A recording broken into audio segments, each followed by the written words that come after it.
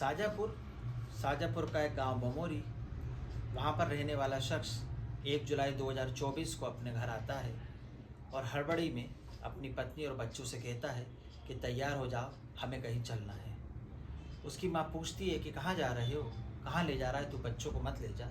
वो बोलता है माँ, एक ही दिन की बात है, मैं एक सत्संग में जा रहा हूँ और जल्दी वापस आ जाऊँगा। माँ लाख मना करती है कि बच्चों को मत ले जा, पर वो शख्स नहीं मानता है। अपनी पत्नी और अपने बच्चों को साथ लेकर सत्संग में चला जाता है। वहाँ पर लाखों लोग एक दूसरे को कुचल कर आगे बढ़ जाते हैं। किसी को किसी की परवाह नहीं होती है।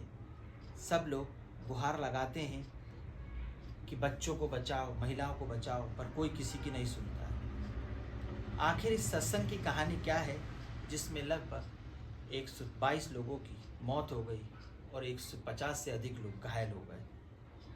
24 घंटे के अंदर 120 लोगों का पोस्टमार्टम किया जाता है, जिसमें से 2 शव बिना पोस्टमार्टम के उनके परिवार वाले ले जाते हैं।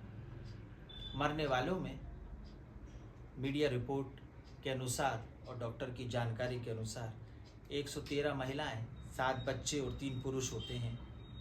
कुल मिलाकर 123 लोगों की जान जाने की खबर आती है। 74 लोग दम घुटने की वजह से मर जाते हैं। 31 महिलाओं के शव ऐसे थे जिनकी पसलियां टूटकर दिल और फेफड़े में फंस गई थी और 15 लोगों के सिरों की और गर्दन की हड्डियां टूट गई थी। ये खुलासा पोस्टमार्टम रिपोर्ट के आंकड़े के अनुसार हुआ है। नमस्कार, आदाब, आप देख रहे हैं प्रदीप स्टोरी और मैं आपका मित्र प्रदीप पाठक। बने रहिए स्टोरी में और आप मेरे चैनल पर पहली बार आएँ तो चैनल को सब्सक्राइब कर लें ताकि अन्य कहानी आप तक पहुंच सके।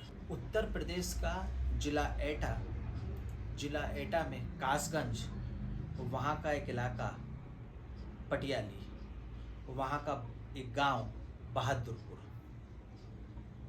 यहाँ एक व्यक्ति होता है सूरजपाल। सूरजपाल उत्तर प्रदेश में पुलिस में LIU लोकल इंटेलिजेंस यूनिट में पदस्थ थे। इनका काम होता है लोकल खबर देना और विभाग तक पहुंचाना। सूरजपाल पर कई साल पहले एक महिला छेड़छाड़ का मामला दर्ज होता है। उसमें वो सस्पेंड हो जाते हैं और हाई कोर्ट जाकर बहाली पर, नौकरी पर वापस आ जाते हैं। पर बहाली के बाद उनका मन नौकरी और पुलिस विभाग में नहीं लगता है। एक दिन एक सपना आता है उनको, एक विचार आता है कि अब मैं इंसानियत के लिए काम करूंगा। और 1997 में वे स्वैच्छिक सेवानिवृत्ति ले लेते हैं, अपने कार्य से विरग हो जाते हैं। और 1999 में अपने गांव में आकर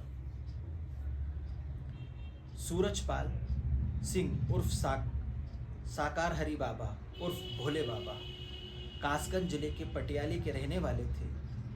वो आम साधु संत की तरह भगवा कपड़े नहीं पहनते थे। सफ़ेद कपड़े पहनना और महंगे चश्मे लगाना उनका शौक था। बाबा की ख्याति उत्तर प्रदेश, मध्य प्रदेश, राजस्थान सभी दूर फैल गई थी और बाबा के लाखों अनुयायी थे। बाबा ने अपने पैतृक गांव में एक आश्रम बना रखा था। वहाँ प्रत्येक मंगलवार को सत्संग होता था, जहाँ अच्छी अच्छी बातें बताना बाबा की दिनचर्या में था। दिन 2 जुलाई 2024 हाथरस में फुलरक गांव में 200 बीघा जमीन में पंडाल लगाया जाता है। बाबा का वहाँ सत्संग होना था। सत्संग के पूर्व जिला कलेक्टर से अनुमति ली जाती है और उस अनुमति के अंतर्गत लगभग 80,000 लोगों का आकलन बताया जाता है कि 80,000 लोग इस सत्संग में शामिल होने वाले हैं। बाबा अपने गांव बिछुआ से अपने आश्रम से निकलते हैं और 80 किलोमीटर का रास्ता तय कर सत्संग में पहुंचते हैं। 2 जुलाई 2024 को 10 बजे से ही पंडाल में लोग आना शुरू कर देते हैं और 12 बजते बजते पंडाल लोगों से खचाखच भर जाता है। अब नारायण सरकार हरी और भोले बाबा 12 बजते ही पंडाल में पहुंचते हैं और बाबा के आते ही जय जयकार के नारे शुरू हो जाते हैं। 12 बजते हैं और 12 बजते ही 15 गाड़ियों का काफिला अंदर पंडाल में आता है और बाबा के साथ उनकी पत्नी भी होती हैं जो हमेशा उनके साथ रहती हैं, जिनको लोग माँ कहकर बुलाते हैं। अपने 15 सुरक्षा गार्डों के साथ सत्संग स्थल पर बाबा पहुंचते हैं और अपनी पत्नी के साथ मंच पर बैठते हैं। लगभग 2 से 2.5 लाख लोग वहाँ पर उपस्थित होते हैं और बाबा खड़े होते हैं और पहला संदेश देते हैं और कहते हैं कि संपूर्ण ब्रह्मांड में सदा सदा के लिए जय जयकार हो। और सामने बैठी हुई पब्लिक इसी दोहे को, इसी नारे को, इसी बाबा के उद्घोष को दोहराती है कि संपूर्ण ब्रह्मांड में सदा सदा के लिए जय जयकार हो।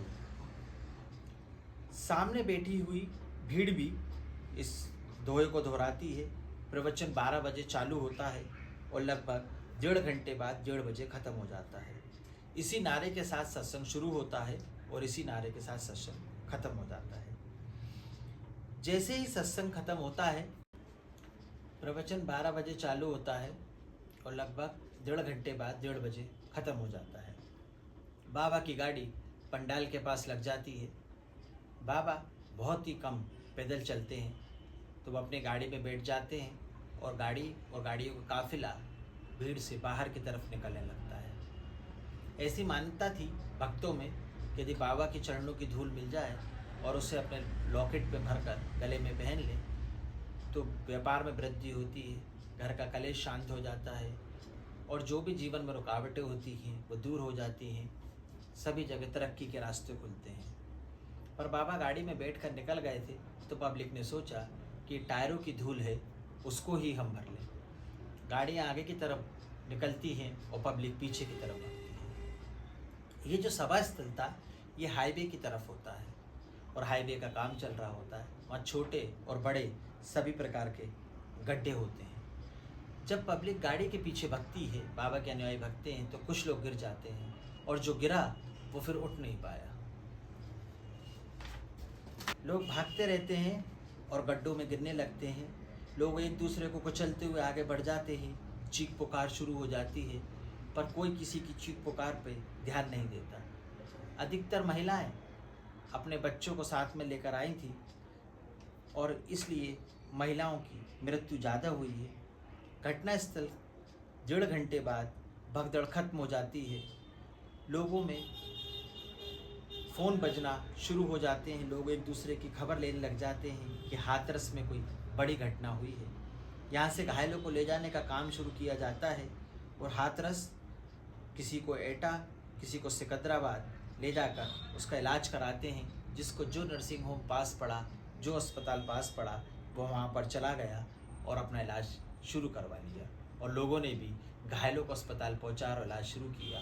लोगों को जैसे ही दुर्घटना की खबर लगती है, लोग वहाँ पहुँचते हैं और अपने अपने लोगों को खोजना शुरू कर देते हैं। पर बाबा का घटनास्थल पर ना जाना लोगों के विश्वास को तोड़ देता है कि बाबा मृत व्यक्ति को जीवित कर सकते हैं। पुलिस ने मुख्य सेवादार के खिलाफ एफआईआर दर्ज कर ली और मीडिया रिपोर्ट के अनुसार कुछ लोगों के खिलाफ भी एफआईआर दर्ज की गई। बाबा के पैरों की धूल उठाने के लिए दौड़े और इस दौड़ में लगभग 123 लोगों की जान चली गई। दोस्तों, पता नहीं इस भाग दौड़ में कितने घर बर्बाद हो गए। इस नुकसान की भरपाई शायद हो पाएगी या नहीं। कितने बच्चे अनाथ हो गए, कितनों की सर से माँ का साया हट गया, कितनों के सर से बाप का साया हट गया, कितनों के सर से पिता का साया हट गया। शासक ने आर्थिक मदद देने की आश्वासन दिया है पर इस घटना से क्या उनकी जान की क्षति पूरी हो जाएगी?